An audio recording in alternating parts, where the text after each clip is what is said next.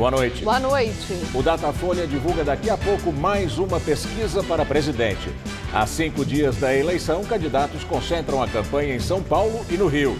E no domingo, mais de 100 municípios paulistas vão entrar na era da votação biométrica. Nossa reportagem esclarece todas as dúvidas sobre identificação do eleitor. Homem que deu facada em Bolsonaro é denunciado por crime contra a segurança nacional. Para o Ministério Público, Adélio Bispo de Oliveira agiu com clara motivação política. A batalha entre estudantes na rua Maria Antônia completa 50 anos. Alunos de esquerda e de direita se enfrentaram com pedras, rojões, coquetéis molotov e até tiros. Mais de 1 tonelada de cocaína é apreendida no sertão de Alagoas. E quase 1 tonelada de maconha some de uma delegacia no centro de São Paulo. Com a crise econômica, donos de imóveis comerciais têm mais dificuldades para alugar. Na região da Avenida Paulista, salas, andares e até um prédio inteiro permanecem vazios. O Jornal da Gazeta está no ar.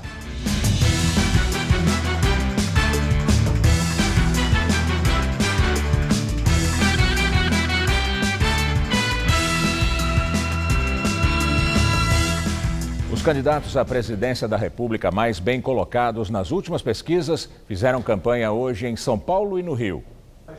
Jair Bolsonaro continua tratamento em casa no Rio de Janeiro.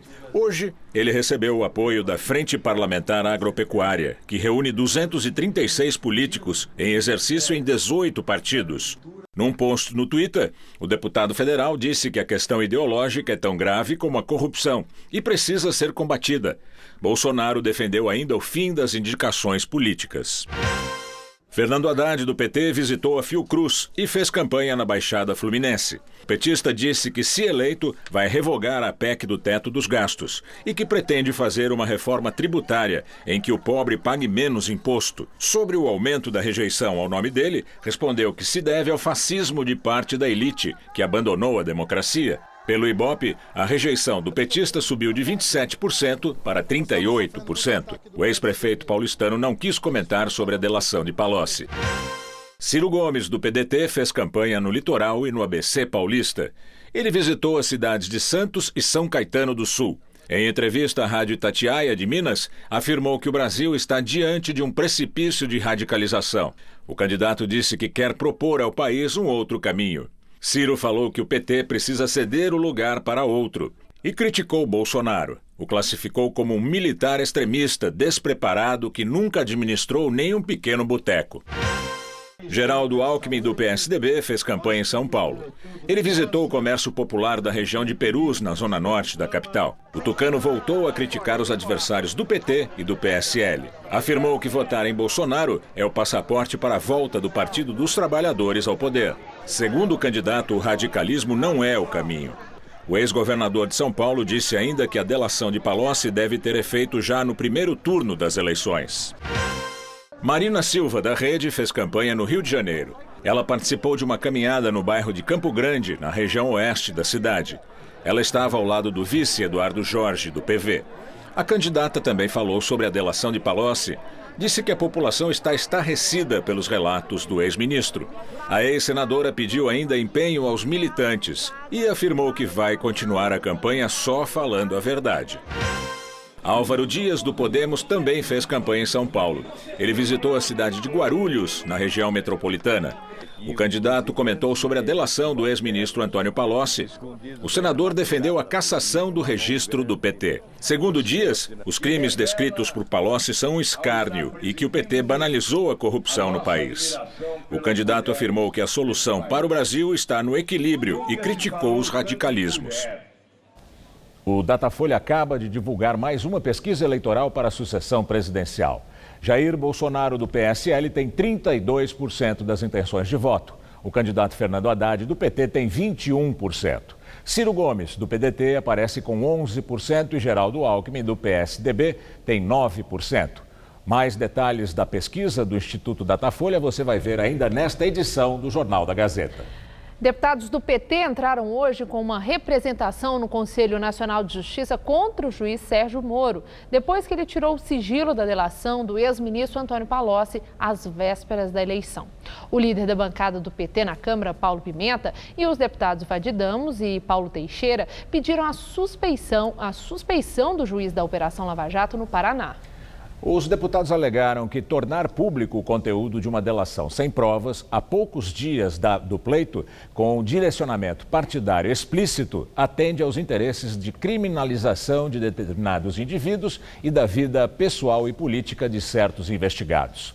Moro justificou que o material faz referência à ação penal do ex-presidente Lula, que está na fase final para a sentença. Em outro trecho divulgado da delação premiada de Antônio Palocci, ex-ministro dos governos do PT, diz que a descoberta das reservas de petróleo provocou sonhos mirabolantes em Lula. Segundo Palocci, com a exploração do pré-sal, os partidos começaram a formar seus planos lícitos e ilícitos. E o governo do PT vislumbrava um país riquíssimo e com a real possibilidade de eleger seu programa 4 ou 5 vezes. O ex-ministro disse também que, com a descoberta, lançou-se a ideia de nacionalização do projeto da reserva de petróleo. Palocci declarou que isso se deu pelo aspecto social, de geração de empregos e desenvolvimento nacional, e pelo aspecto objetivo, para atendimento dos interesses das empreiteiras brasileiras, as quais tinham um ótimo relacionamento com o governo.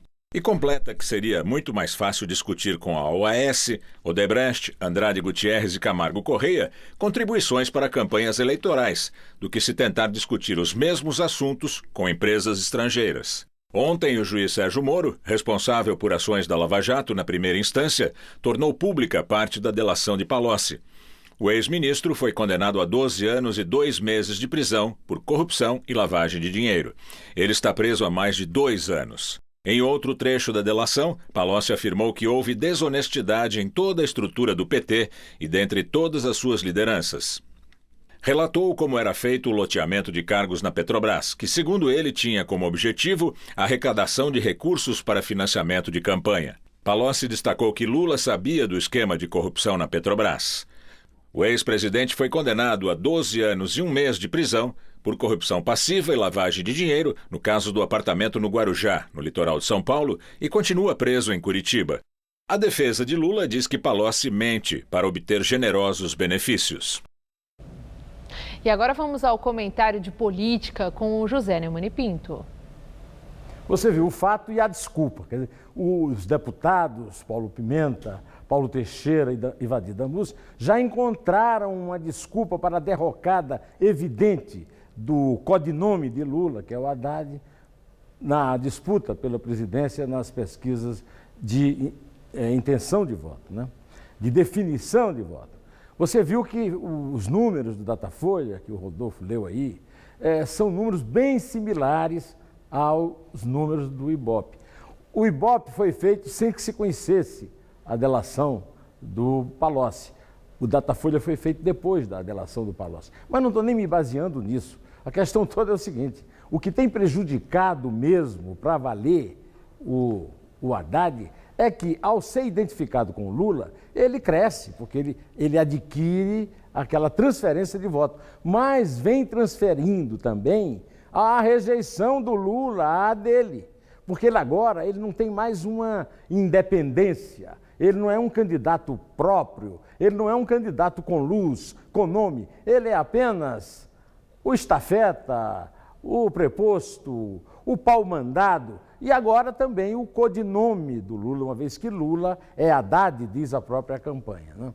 A questão toda é que realmente o Bolsonaro se firmou, o Haddad vem manquitolando ali atrás, perdeu um pouco e mantém uma coisa fundamental nessa eleição.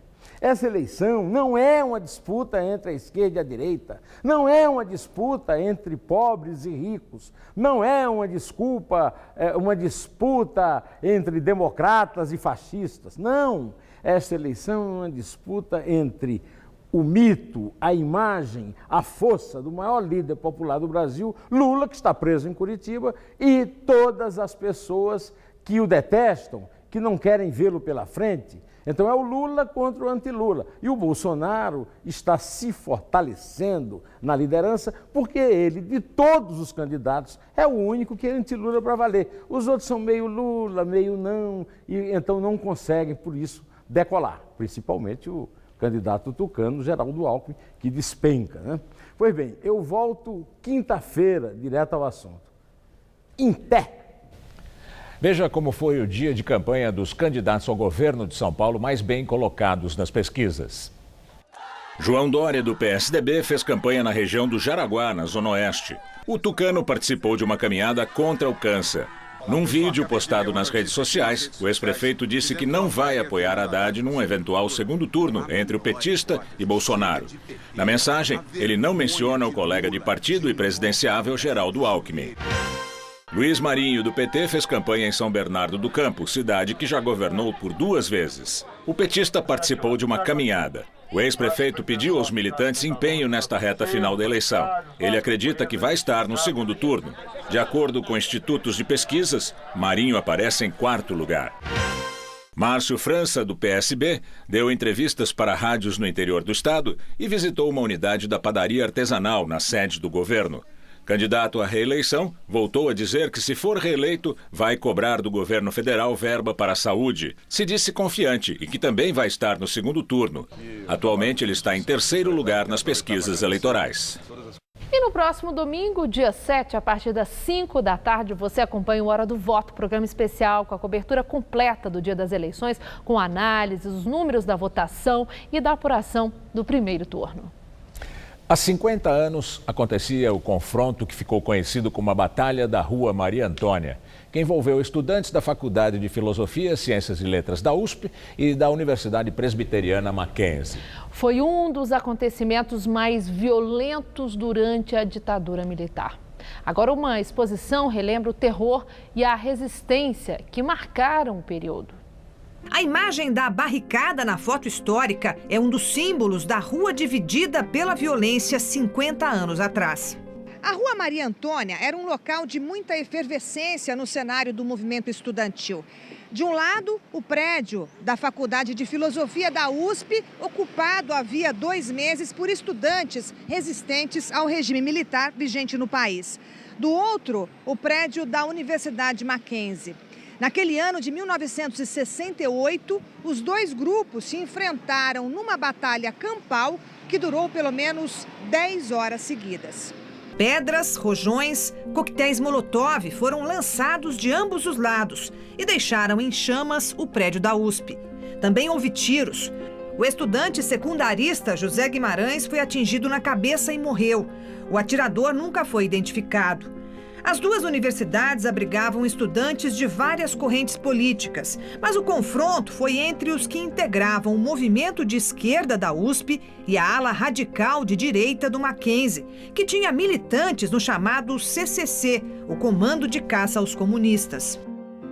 Quando você chega a esse ponto de extremo político, o outro não é apenas o adversário, é inimigo, e inimigo se mata. O movimento estudantil estava rachado e estava infiltrado por profissionais da política. Então, no movimento estudantil, havia gente da extrema-direita e da extrema-esquerda. Na época, José Gianotti era professor na faculdade da USP. Ele lembra que o conflito na Maria Antônia foi um dos pretextos da ditadura para aumentar o peso da repressão. Era o início, justamente, desse processo que deu guerrilha e que deu todo o endurecimento do regime militar. O conflito era tomar Maria Antônia, era acabar com a Maria Antônia. Maria Antônia era um centro de professores e estudantes progressistas e que precisava ser liquidado. O que eles conseguiram, porque a Maria Antônia é dissolvida no campus. Com o prédio da USP muito destruído e depois ocupado pela polícia, a Faculdade de Filosofia, Ciências e Letras foi transferida para o campus do Butantã. O antigo edifício, desde 1993, abriga um centro de cultura e memória. Depois de meio século, uma exposição de fotos e jornais da época e também imagens e depoimentos reunidos num documentário pretendem relembrar essa história num paralelo com os dias atuais. Vai trazer uma série de ações e reflexões que permitirão que a gente entenda o horror da ditadura militar e, portanto, a gente pense muito no que significa todo esse movimento de volta, né, da ditadura que está acontecendo no Brasil hoje. O ministro Celso de Mello, do Supremo Tribunal Federal, rejeitou hoje o pedido da defesa de Antony Garotinho, do PRP, para suspender a decisão do TSE que barrou a candidatura dele ao governo do Rio de Janeiro. Na semana passada, Garotinho foi impedido pelo TSE de manter a sua campanha e receber novos repasses do partido, porque sua candidatura foi indeferida pela lei da ficha limpa. Celso de Mello disse que ainda não apreciou os embargos de declaração e que a defesa de Garotinho ainda não apresentou um recurso extraordinário para derrubar a decisão do TSE. A Bolsa de São Paulo fechou hoje em alta de 3,78%. Foi a maior elevação diária em quase 2 anos. O resultado parece ter sido influenciado pela pesquisa eleitoral divulgada ontem pelo Ibope. E o dólar teve forte queda hoje, a segunda seguida. A moeda americana terminou o dia valendo R$ 3,93, recuo de 2,08%. Este é o menor valor desde 17 de agosto. O Ministério Público Federal denunciou o agressor do candidato Jair Bolsonaro, Adélio Bispo de Oliveira, por inconformismo político. O Ministério Público Federal seguiu o entendimento da investigação feita pela Polícia Federal e enquadrou o agressor no artigo 20 da Lei de Segurança Nacional, pela prática de atentado pessoal por inconformismo político. Segundo o Ministério Público, o agressor quis, com a facada, excluir Bolsonaro da disputa eleitoral, de modo a determinar o resultado das eleições, não por meio do voto, mas mediante violência. A denúncia foi encaminhada para a Terceira Vara Federal de Juiz de Fora. Se for condenado, Adélio pode pegar pena de 3 a 10 anos de prisão.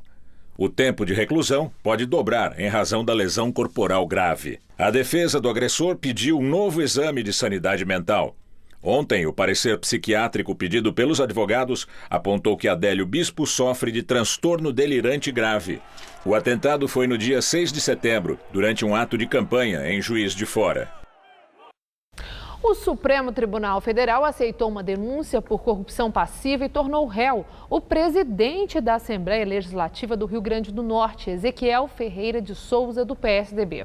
O tucano é acusado de receber, em 2009, R$300 mil para fazer lobby com os deputados da Assembleia Legislativa do Estado em favor de um projeto sobre o programa de inspeção veicular e manutenção de veículos. O caso acabou no Supremo porque a maioria dos desembargadores do Tribunal de Justiça do Rio Grande do Norte, se declarou impedida para julgar o processo.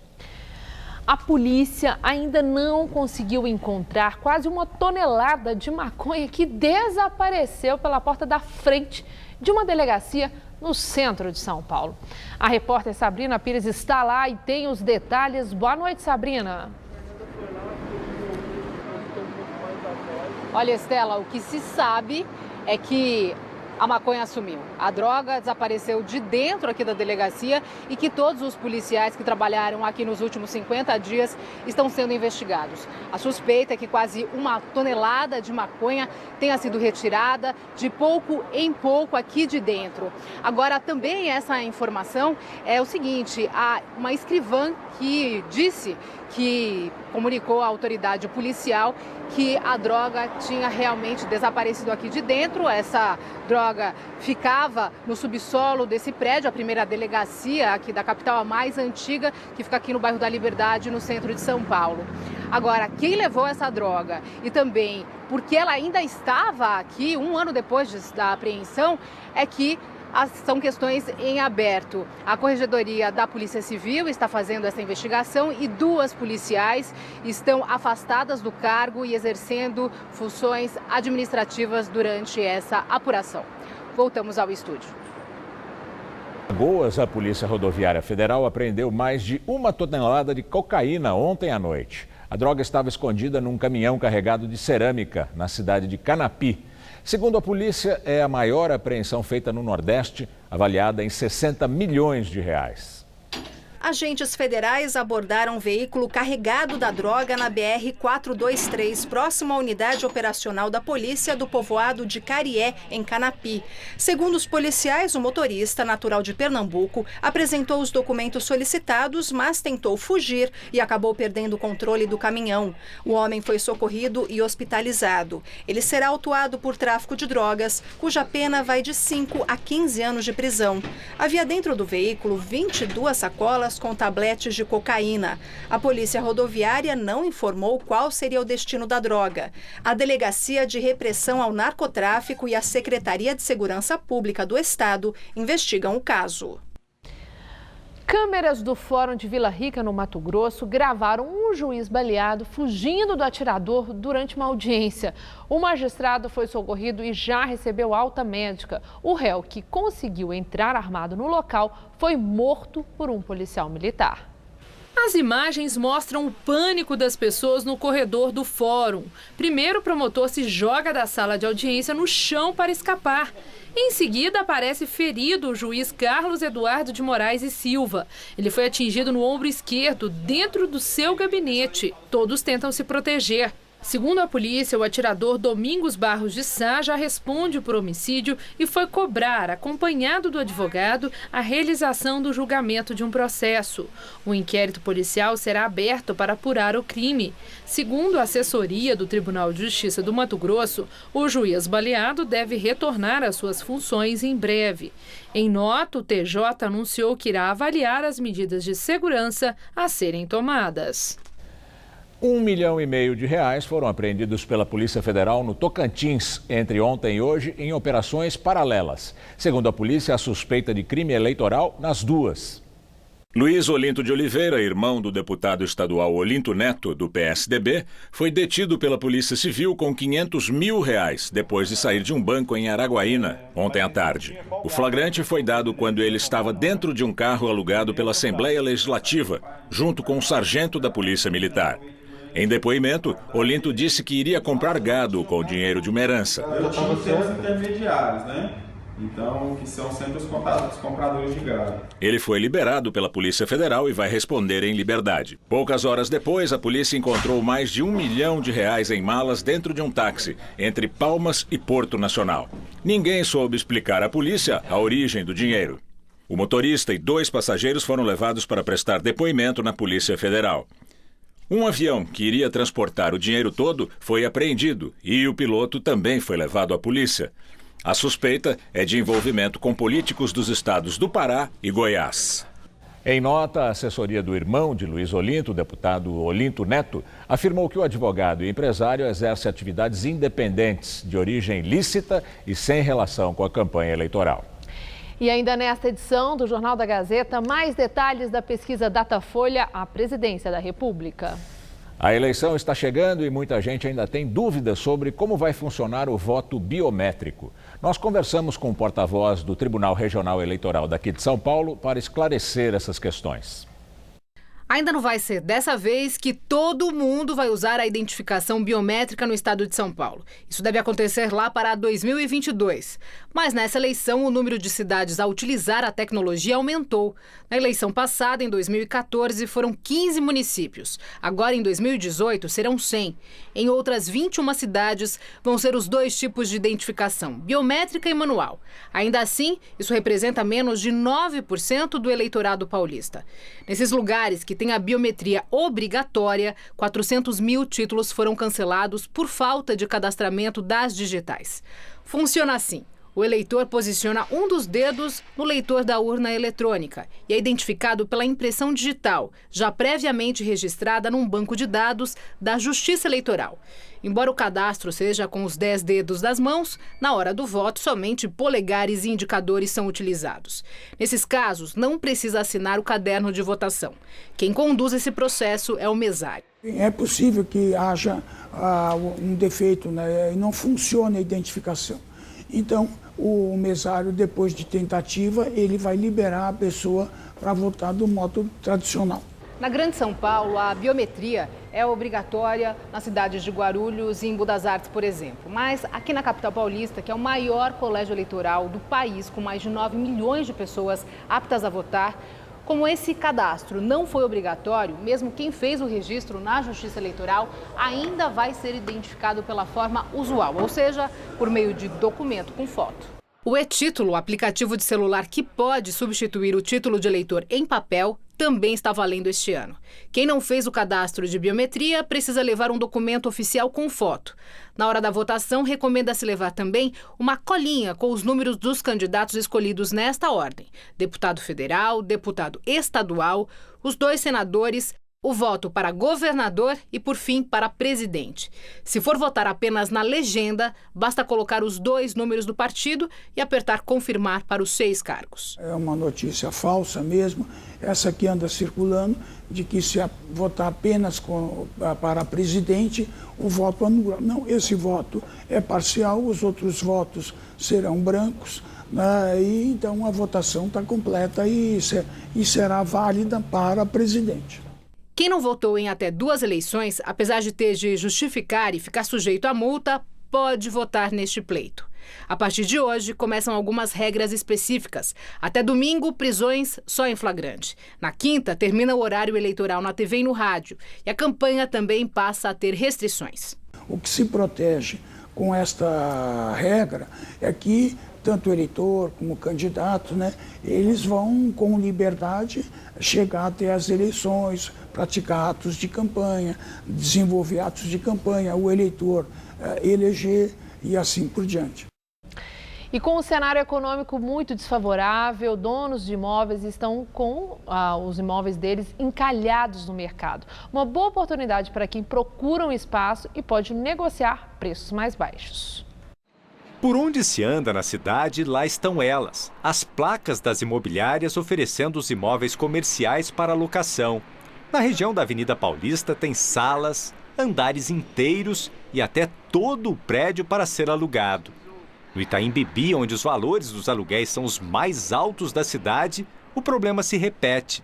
Segundo a FIPE, a Fundação Instituto de Pesquisas Econômicas, a taxa de vacância, ou seja, de imóveis desocupados, mais que dobrou nos últimos 6 anos. Essa taxa de vacância está acima de 20%, que no passado ela já foi muito menor. Por volta de 2012 ela não chegava nem a 10%. O grande número de prédios vazios, segundo os especialistas, é reflexo da crise econômica associada ao excesso de novos empreendimentos lançados nos últimos anos. Um boom do setor imobiliário que começou em 2010, com a aposta de investidores na construção de salas e escritórios comerciais, mas que encontrou pela frente uma prolongada recessão no país. O pesquisador da FIPE afirma ainda que, por causa da lenta recuperação da atividade econômica, nos últimos 12 meses, os preços médios de locação dos imóveis comerciais tiveram queda de 2,73% no país, sendo que São Paulo tem o maior preço para aluguel, uma média de R$ 42,00 o metro quadrado.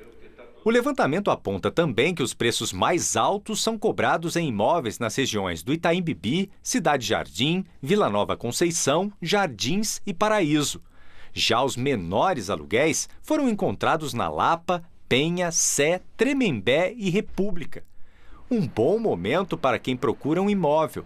Além de preços mais baixos, também é possível encontrar imóveis mais novos. O mercado funciona de maneira coordenada, né? Quando você lança prédios novos, esses prédios acabam também afetando os prédios antigos. Com a queda nos preços, muitas empresas que funcionavam em prédios antigos acabam saindo, deixando, os contratos vencem, acabam deixando esses prédios e buscando prédios mais novos e às vezes até com preço mais baixo.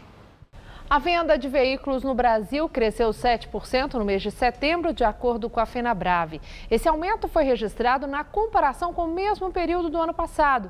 Mas, em relação ao mês anterior, agosto, houve queda de 14,2% nas vendas. No acumulado do ano, o aumento foi de 14%, o que chega a 1.846.000 veículos vendidos. A Fenabrave aumentou para 11,9% a estimativa de vendas para o ano de 2018. E vamos aos detalhes da pesquisa Datafolha para presidente da República, que foi divulgada agora há pouco. De acordo com o levantamento, Bolsonaro subiu e Haddad caiu. A margem de erro é de 2 pontos. Jair Bolsonaro, do PSL, tinha 28%, agora subiu 4 pontos e tem 32%. Fernando Haddad, do PT, tinha 22% e hoje caiu 1% e aparece com 21%. Ciro Gomes, do PDT, aparecia com 11% e manteve o índice agora. Geraldo Alckmin, do PSDB, tinha 10% e agora perdeu 1 ponto e tem 9%. Marina Silva, da Rede, tinha 5% e hoje 4%. João Amoedo, do Novo, tinha 3% e agora manteve os 3%. Álvaro Dias, do Podemos, tinha 2% e hoje registrou o mesmo índice. Henrique Meirelles, do MDB, aparecia com 2% e também se manteve estável. Cabo Daciolo, do Patriota, tinha 1% e hoje subiu 1% e agora tem 2%. Branco e nulos eram 10% e agora 8%. Não sabe, não respondeu, eram 5% e manteve o índice agora. E o Datafolha também mediu o índice de rejeição dos candidatos. Vamos aos números. Bolsonaro, do PSL, lidera e tem 45%, antes tinha 46%. Em seguida, o petista Fernando Haddad, com 41%. A rejeição do ex-prefeito de São Paulo subiu 9%. Marina Silva, da Rede, tem 30%. Geraldo Alckmin, do PSDB, tem 24%. E Ciro Gomes, do PDT, 22%. Rejeita todos, não votaria em nenhum, 3%. Votaria em qualquer um, não rejeita nenhum, 1%, não sabe, 4%.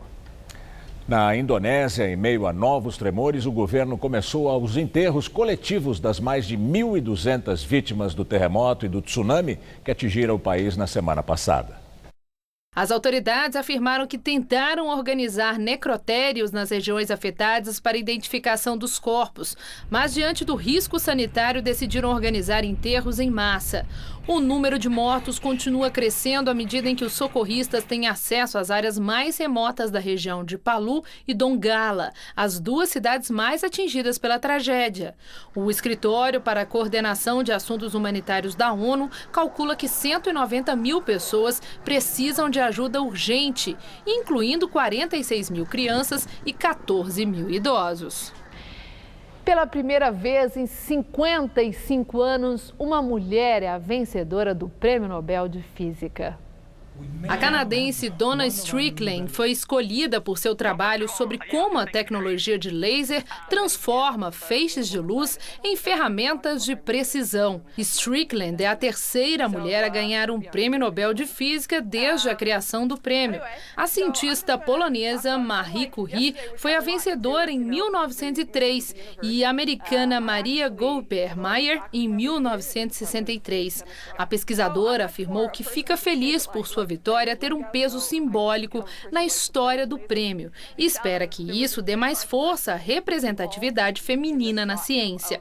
A Academia Real Sueca de Ciências afirmou que vai estimular mais ativamente a indicação de pesquisadoras para começar a lidar com essa desigualdade. A Corte Internacional de Justiça em Haia, na Holanda, reafirmou que o governo do Chile não tem a obrigação legal de negociar um acesso ao Oceano Pacífico com a Bolívia.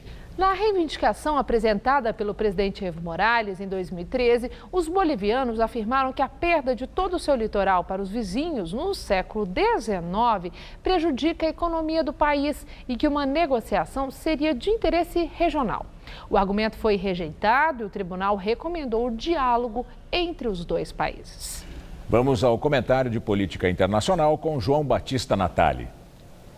Como vocês sabem, a Bolívia não tem saída para o mar.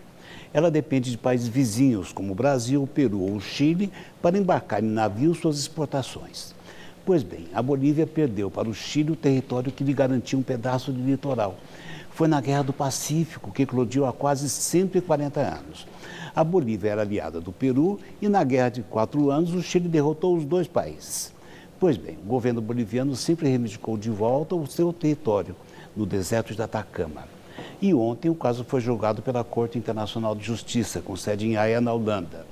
Dos 15 juízes desse tribunal das Nações Unidas, 12 decidiram que o Chile não era obrigado a abrir nenhuma nova negociação. O presidente boliviano Evo Morales foi até Haia para acompanhar o julgamento. E em La Paz, um telão transmitiu o voto de cada juiz. O que poderia se tornar para os bolivianos uma grande festa popular, acabou virando uma ducha de água fria. O tribunal entendeu que as fronteiras entre o Chile e a Bolívia foram definitivamente fixadas por um tratado de 1903 e que a Bolívia não tem mais o que reclamar. Esse litígio tem um efeito singular na diplomacia dos países latino-americanos. Até hoje, Chile e Bolívia não têm relações diplomáticas. Não existe embaixador de um país credenciado pelo outro. E aqui vai uma curiosidade. Na fronteira do deserto de Atacama, o Chile construiu um posto de fronteira para ser ocupado por agentes bolivianos. Mas como a Bolívia não reconhece essa linha geográfica entre os dois países, os agentes bolivianos nunca colocaram os pés nesse pequeno prédio de madeira, ao lado de uma cancela que permanece sempre aberta. É assim que o mundo gira. Boa noite. Depois da guerra de liminares entre os ministros Ricardo Lewandowski e Luiz Fux, o presidente do Supremo, Dias Toffoli, interveio e manteve a proibição da entrevista do ex-presidente Lula ao jornal Folha de São Paulo. O caso gerou mais um conflito entre os membros da Suprema Corte e o jornal Folha de São Paulo chamou a decisão de Fux de censura de toga. O embate sobre o assunto começou na sexta-feira, após o ministro Ricardo Lewandowski autorizar o encontro de Lula com jornalistas na prisão, o que tinha sido proibido pela Vara de Execuções Penais do Paraná. Lewandowski entendeu que proibir entrevistas de dentro da prisão representaria censura e citou a lei de imprensa que permite que presos sejam ouvidos. Na mesma sexta-feira, no final da noite, outro ministro da Corte, Luiz Fux, concedeu, no entanto, liminar ao Partido Novo, suspendendo o entendimento do colega de corte. Fux, que é vice-presidente do Supremo, decidiu sobre o tema porque o presidente Dias Toffoli estava em viagem. Ele alegou que a entrevista de Lula, que teve a candidatura barrada pelo TSE, poderia causar confusão no período eleitoral, já que Lula tem aparecido nas propagandas políticas do PT. Na liminar, Fux determinou ainda que, caso a entrevista já tivesse sido feita, ela não poderia ser publicada pelo jornal Folha de São Paulo. A Folha de São Paulo recorreu novamente ao Supremo e Lewandowski voltou a despachar a favor do jornal, reafirmando seus argumentos. O vai e vem expôs a já conturbada falta de entendimento dos juízes do Supremo e levantou um debate sobre censura e liberdade de imprensa. Na noite desta segunda-feira, o presidente do Supremo, Dias Toffoli, confirmou a liminar concedida por Luiz Fux e suspendeu a autorização para uma eventual entrevista de Lula. Foi uma resposta a um questionamento do ministro da Segurança Pública, Raul Jungmann, responsável pela Polícia Federal. Segundo Toffoli, o despacho vale até a discussão final desse tema em plenário, o que ainda não tem data para acontecer. Hoje, durante evento em celebração aos 30 anos da Constituição Federal em Brasília, Luiz Fux minimizou a crise na esfera da Suprema Corte.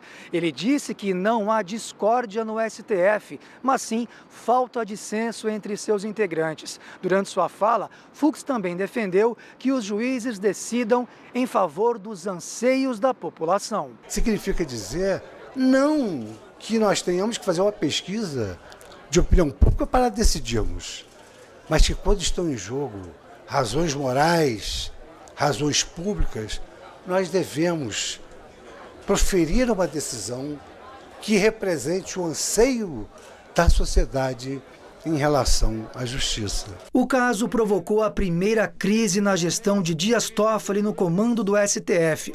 O ministro assumiu o cargo há menos de um mês com um discurso de que é preciso pacificar a corte e diminuir os conflitos internos. Em editorial publicado ontem, a Folha de São Paulo chamou a decisão de Luiz Fux de censura de toga, que atropela o ordenamento jurídico e a liberdade de imprensa do país. Agora o comentário de Josias de Souza, direto de Brasília. Ele fala da guerrilha entre os ministros do Supremo. Quando alguém procura o judiciário, busca segurança jurídica.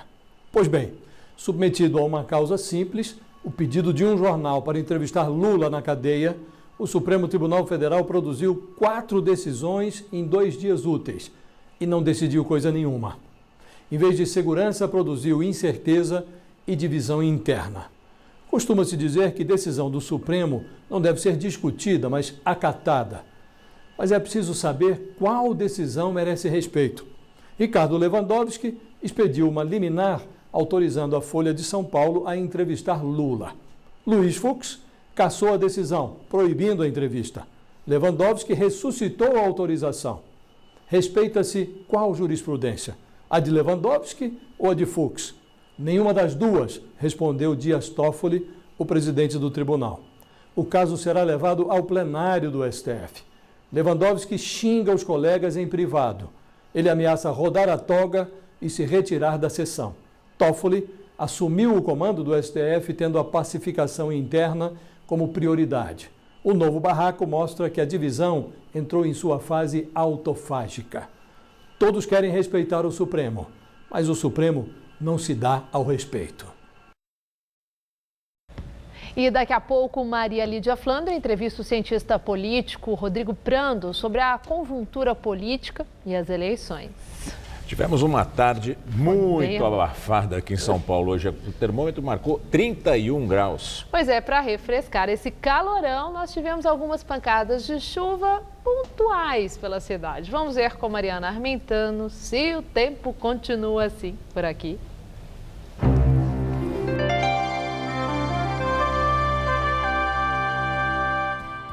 As temperaturas continuam disparando nessa quarta-feira em boa parte do Brasil, inclusive aqui em São Paulo. E uma frente fria vai avançando lentamente sobre a costa do Sudeste entre amanhã e a sexta-feira. Somado a ela, o fluxo de umidade que chega lá do norte do país e passa pelo centro-oeste reforça as áreas de instabilidade na maior parte do Sudeste e pode chover forte em pontos isolados, mas a temperatura só deve cair de forma significativa a partir de quinta. No sul, a chuva ainda pode ser forte amanhã, em Santa Catarina e no Paraná principalmente.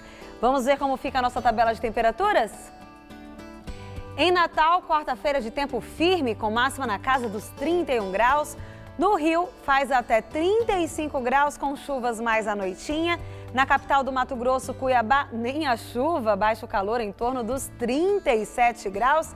E em Floripa, dia chuvoso com poucas aberturas de sol e risco de temporais. Por lá, os termômetros ficam entre 18 e 25 graus. Para São Paulo, o dia amanhã vai ser bastante abafado em todas as regiões. Com o calor e a alta umidade do ar, o céu fica carregado de nuvens a partir da tarde. E aí há previsão de pancadas isoladas de chuva que podem ser fortes, mas não duram muito tempo não. A máxima chega aos 33 graus em Bauru, em Ribeirão Preto, em Barretos. Já em São José do Rio Preto faz até 34 graus e mais ao leste, 30 graus na cidade de Sorocaba e 31 em Campinas. E o calor também continua aqui na capital, viu? Nessa madrugada teremos mínimas de 20, mas a máxima à tarde chega aos 30 graus com chuvas pontuais, assim como hoje. Aí na quinta o tempo muda, pode chover a qualquer hora e a temperatura cai. Os termômetros ficam entre 16 e 22 graus. E para fechar a semana, tempo fechado, com máxima prevista em torno dos 19 graus na sexta-feira. 3 pessoas morreram e 21 ficaram feridas num acidente entre um ônibus e um caminhão agora há pouco no quilômetro 45 da rodovia Castelo Branco, na região de Araçariguama. Segundo o Corpo de Bombeiros, uma pessoa está em estado grave e 15 com ferimentos leves. Ainda não se sabe o estado de saúde de 2 das vítimas. De acordo com as primeiras informações, o ônibus teria saído de Osasco e iria para a Foz do Iguaçu, no Paraná. O ônibus capotou, atravessou a pista e bateu na carreta. Pelo menos 9 carros do Corpo de Bombeiros estão no local. Daqui a pouco, Maria Lídia entrevista Rodrigo Prando, cientista político, sobre as eleições. Até já!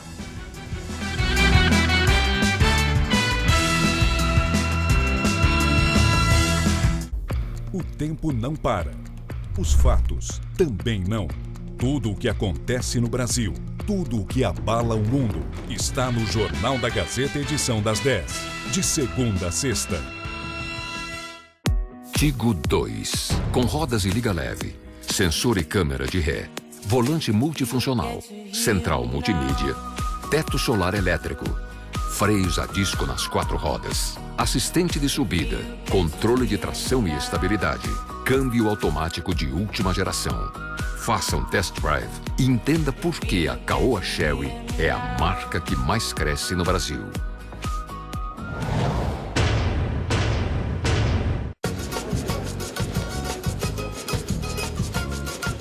Rapaz, vai votar em quem? Ué, compadre, vou votar no João Dória. Você acha que eu sou inocente pra acreditar em papo furado? Ah, sabe de tudo, inteligente. Quero agradecer o seu voto.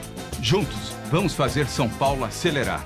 Como governador, vou ter mais força, recursos e condições para trabalhar ainda mais para a capital, para o interior e para o litoral. É 45 na cabeça. Pronto. Nossa, sua pele tá ótima. Já sei. Tá apaixonada, né? Tô. Por 2. Por 2? Pelo creme, pelas cápsulas do novo Make-up Rejuvenescedor. O creme com nanotecnologia possui Q10 e efeito tensor. Já as cápsulas estimulam a produção de colágeno, ajudando na firmeza da pele. Novo Make-up Rejuvenescedor. Carinho em dobro para sua pele.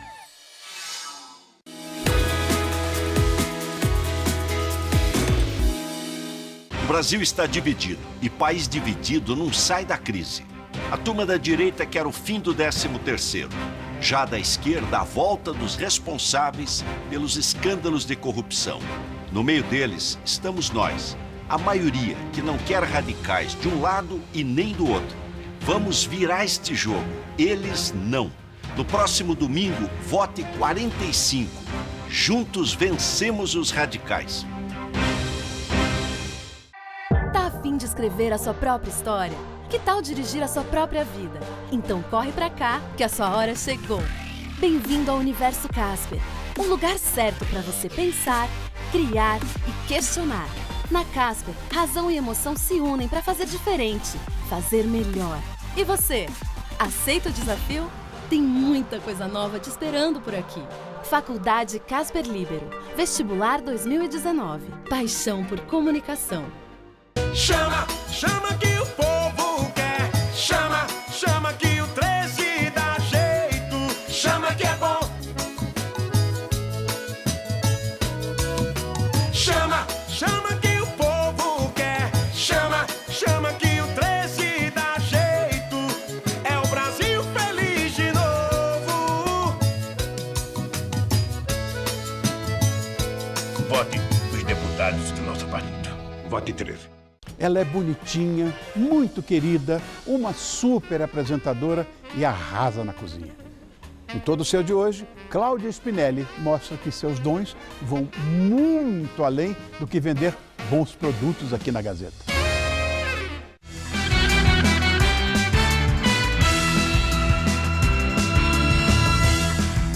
A pesquisa Datafolha, divulgada agora há pouco, trouxe também simulações de segundo turno. Num cenário entre Bolsonaro e Haddad, há um empate técnico. Bolsonaro, do PSL, tem 44% e Haddad, do PT, 42%. Em disputa com Alckmin, do PSDB, o tucano aparece com 43% e Bolsonaro com 41%. Enfrentando Ciro, o pedetista aparece com 46% e o candidato do PSL, 42%. A dança dos números na preferência de voto é o tema da entrevista do dia com Maria Lídia Flandoli. E hoje quem faz a análise é o cientista político Rodrigo Augusto Prando, professor e pesquisador do Centro de Ciências Sociais da Universidade Presbiteriana Mackenzie. Muito obrigada, professor. Obrigado. Bom, professor, com os números, isso que a gente chama de a dança dos números, nós estamos vendo que pesquisa Datafolha, de alguma forma, reproduz, né, aquela imagem que a pesquisa Ibope passou. Sim. E não há uma grande diferença. Né? O que existe de diferença está dentro da chamada margem de erro. Né? Mas, de qualquer forma, aquela avaliação de que Bolsonaro já atingiu o teto, caiu por terra. Né? Porque ele teve aí uma escalada. Dá para indicar o que foi a alavanca que deu início a essa escalada do Bolsonaro? Bom, dá para se trabalhar com algumas hipóteses. Primeiro, que desde o momento que ele sofreu o atentado e ele se retirou dos debates ou das entrevistas, isso resguardou a imagem dele. No entanto, o economista de campanha e o vice deram algumas declarações polêmicas. E aí partiu dele uma ordem de silenciar para não dar munição para o adversário. Então, esses elementos são importantes porque aí resguardou o Bolsonaro, atrapalhou inclusive os adversários que tentavam rumar para o segundo turno e criticavam e atacavam o Bolsonaro. Então, nisso ele ficou resguardado.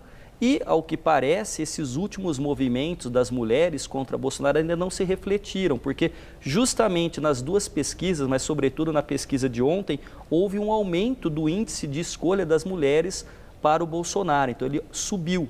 Agora, com relação a isso, há que se ressaltar também a questão do outro lado do próprio Fernando Haddad, né, que traz o bônus da figura do Lula, mas também traz o ônus, tão logo identificado e conhecido como candidato do Lula e do PT, também aumentou sua rejeição.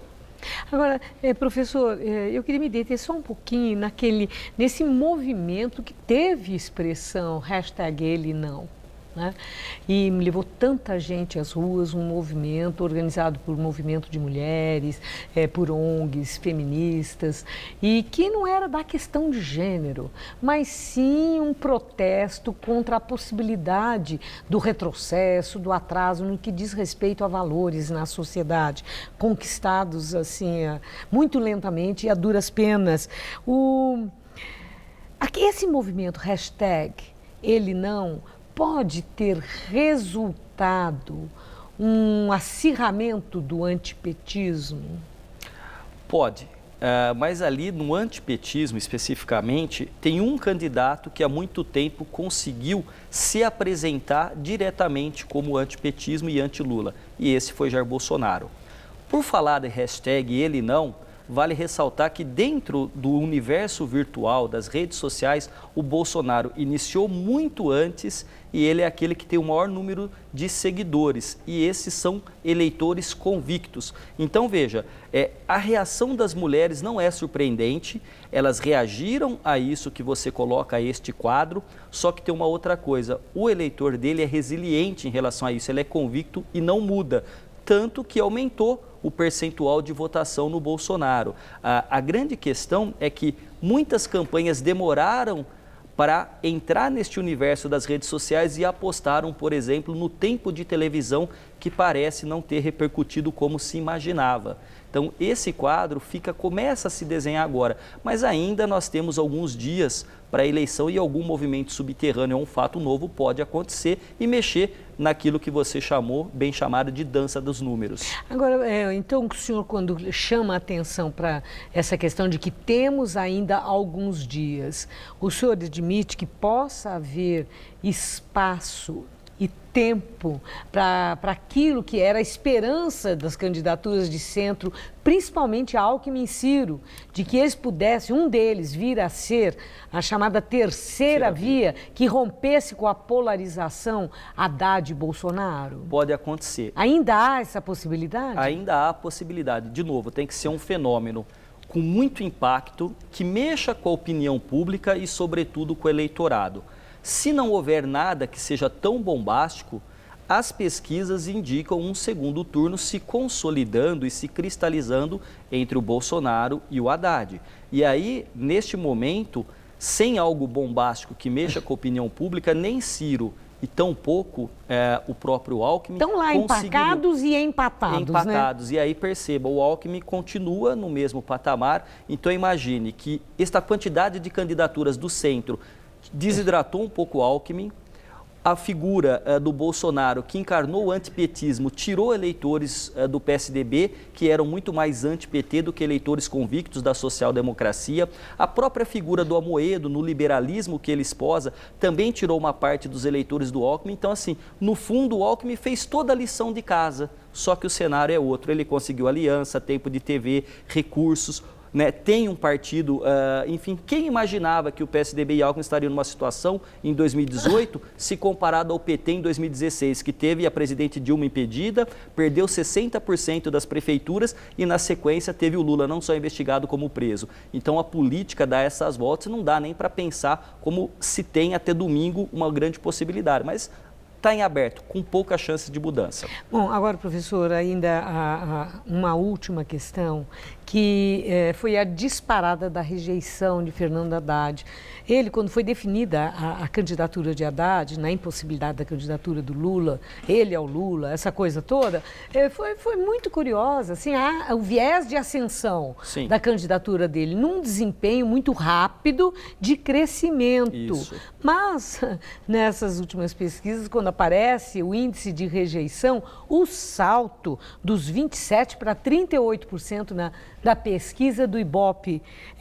Qual foi o gatilho para essa disparada da rejeição de Fernando Haddad? De novo, aquilo que eu disse, ser o candidato do PT e do Lula traz um bônus que é ser conhecido e ser colocado com a lembrança de o Lula que está presente desde 1989, direto e diretamente em todas as eleições. No entanto, também há este antipetismo e, convenhamos, algumas discussões, algumas falas, sobretudo do Zé Dirceu, que falou que tomar o poder é diferente de ganhar no voto, acabou irritando e dando munição para os adversários. Essa história de uma nova constituinte, que no último debate ele não soube explicar numa pergunta do Ciro. Então, tudo isso faz com que as pessoas desconfiem e também aumenta. Agora, quando você é menos conhecido, você sobe a intenção de voto, mas também você leva uma rejeição que, neste caso, não é tanto dele, mas também do Lula.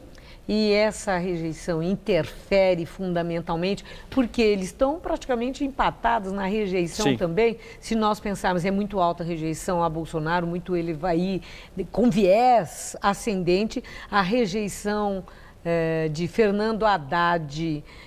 Esse fator rejeição se anula, já que os dois têm rejeições tão elevadas, ou o fator rejeição pode ser decisivo para o resultado final da eleição? Uma rejeição que passe 50% é muito perigosa. Ambos ainda têm possibilidade de estarem no segundo turno e virtualmente estão. A grande questão é que um e outro terão que fazer acenos e terão que receber apoio daqueles candidatos derrotados, o que não implica que o candidato derrotado que dê apoio a um ao outro, os seus eleitores o sigam, porque já há alguns índices mostrando que o número de votos brancos e nulos é muito grande. Imagine que é uma eleição que, neste caso, polarizada, você não escolhe a qualidade daquele que te representa, mas você está votando naquele porque você odeia o outro. Então, o ódio ou esta contraposição não é muito bom conselheiro na hora de pensar no futuro do país. Que eleição, hein, professor? Uma eleição bastante conturbada e que vai mexer com os paradigmas do que é fazer propaganda política, do que é televisão e do que é a construção de alianças. Em tudo, ela é paradigmática. Muito obrigada por sua entrevista. Entrevista. Uma boa noite, professor. Para todos nós, obrigado. Gamberini. A Avenida Paulista e outras importantes vias de São Paulo que fazem parte do programa Ruas Abertas vão ficar disponíveis para os carros e não para as pessoas, como é habitualmente no próximo domingo, dia da eleição. A medida da Prefeitura atende a um pedido feito pelo Tribunal Regional Eleitoral aqui de São Paulo. No próximo domingo, dia 7 de outubro, primeiro turno das eleições, o programa Ruas Abertas estará suspenso nos 15 endereços, incluindo aqui a Avenida Paulista e a Avenida Sumaré, na zona oeste de São Paulo. Portanto, nesses endereços, a circulação de carros vai ser permitida durante todo o dia, segundo o TRE, para facilitar o deslocamento dos eleitores. No domingo seguinte, dia 14 de outubro, o programa volta normalmente com atividades ao ar livre das 10 da manhã até as 4 da tarde. A produção industrial brasileira caiu 0,3% em agosto na comparação com julho, no segundo recuo mensal seguido. De acordo com o IBGE, a queda foi puxada pelo setor de produtos derivados de petróleo e biocombustíveis. Já na comparação com agosto do ano passado, a indústria cresceu 2%, o terceiro resultado positivo consecutivo. O Jornal da Gazeta termina aqui. Essas foram nossas principais notícias. O Datafolha divulga mais uma pesquisa para presidente. Há 5 dias da eleição, candidatos concentram a campanha em São Paulo e no Rio. No domingo, mais de 100 municípios paulistas vão entrar na era da votação biométrica. Nossa reportagem esclarece todas as dúvidas sobre identificação do eleitor. Homem que deu facada em Bolsonaro é denunciado por crime contra a segurança nacional. Para o Ministério Público, Adélio Bispo de Oliveira agiu com clara motivação política. A batalha entre estudantes na rua Maria Antônia completa 50 anos. Alunos de esquerda e de direita se enfrentaram com pedras, rojões, coquetéis molotov e até tiros. Mais de 1 tonelada de cocaína é apreendida no sertão de Alagoas. E quase 1 tonelada de maconha desaparece de uma delegacia no centro de São Paulo. A edição de hoje pode ser vista no site do Jornal da Gazeta. Uma excelente noite para você. Boa noite e até amanhã.